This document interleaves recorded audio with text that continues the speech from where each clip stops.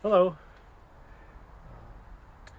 I thought I would share a video of my telescope setup technique, which I've spent some time on, and I think I've got it down pretty good. And so I figured I'd share that. So maybe you can help someone else or give them ideas. And yeah, so I think it just takes me like 2 minutes to get completely set up and ready to image. So I'm going to time it, see if it does take something like 2 minutes. Let's see. Ready? And go.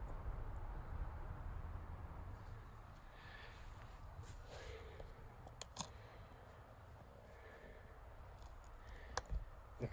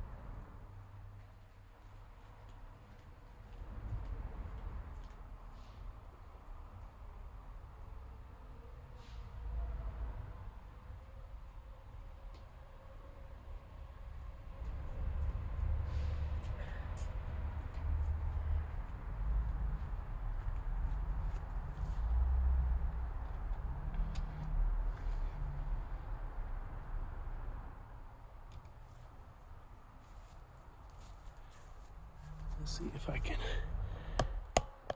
There.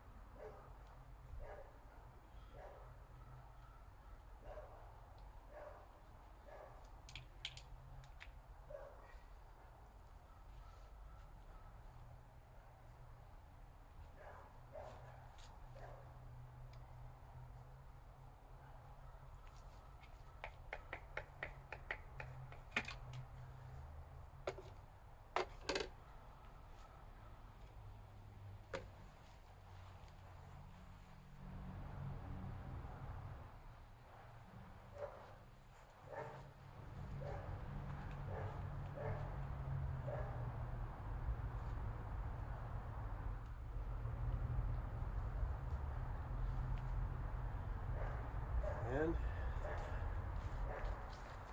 there. That's it. How long did it take? I'll stop it. See that? But I see. I think it's 2 minutes. I got it in 2 minutes. So I think that's pretty good. This mount is polar aligned. Try to get this thing off of here. Polar aligned. So it's polar aligned. I'll turn this camera around. I guess I can't. Do it like this. It's polar aligned. computer's running, ready to go. And I can connect to it. I can VNC to it right now.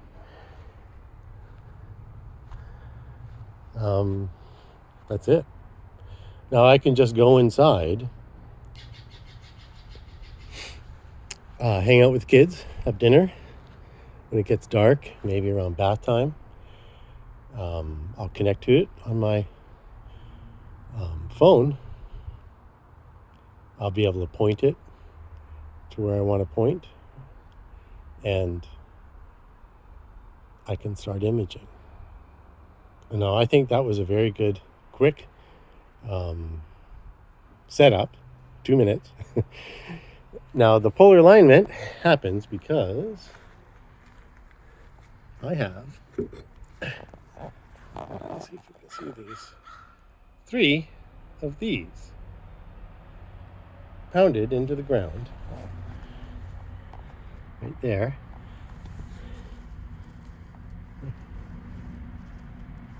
And when I take my mount out, this doesn't move, right?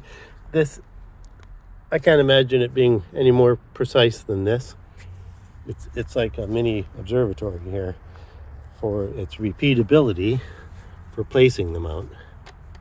It's not going anywhere, right? And there's only one place for it to go because there's a little divot, and it only fits in one way. So I've spent a night just polar aligning this. You can see the level. So I spent the night polar aligning this months ago, and now it's polar aligned. As long as I don't mess with any of the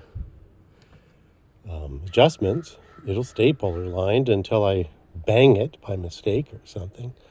It'll just work. So that was probably the biggest time consumer of my astronomy, was polar aligning. Looks like we have a visitor here. Oh, he's still there. Well, we'll see what happens. Hopefully he doesn't climb on the lens. So that's probably the biggest part, is getting this so I can just take out the mount. It's polar aligned. I don't have to polar align now. Second thing is the telescope itself doesn't need to be calibrated for PhD. This didn't change. So here's my guide scope. It hasn't changed. It doesn't change. It stays in focus, pretty much. And so when I take it out and guide, I don't need to recalibrate generally. I might on occasion, and that doesn't take too long, but I'm not going to calibrate tonight, and I'm going to get pretty good RMS, like definitely below 1, maybe down as low as 5 or 4, even high 3s if I'm lucky. Another thing that's important is this dew shield I made. So, and I have a bunch of 3D prints on here, and I'll have a link so you can print them yourself. So this thing, it is pretty thick, and it is pretty strong. So I put this. Oh, and I also have a Bathanoff mask, which I don't really use anymore because I have a focuser. So, but you know, I could use it if I needed to. But so this is all integrated. It's got a cap and which includes a Bathanoff mask.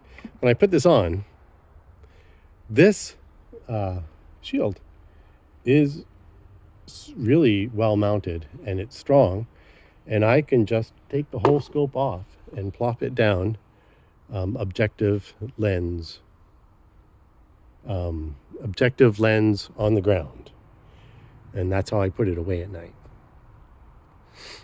So the whole scope just stays exactly the same, and I can image and get the same shots from one night to the next.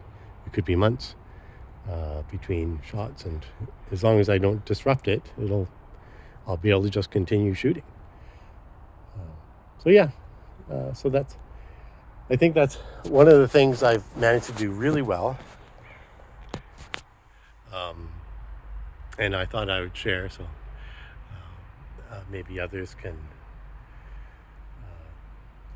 improve their setup time and not have to spend an hour setting up. So anyway, I guess that's it for me, and I hope you enjoyed this video, and I hope it's useful to you. Thanks.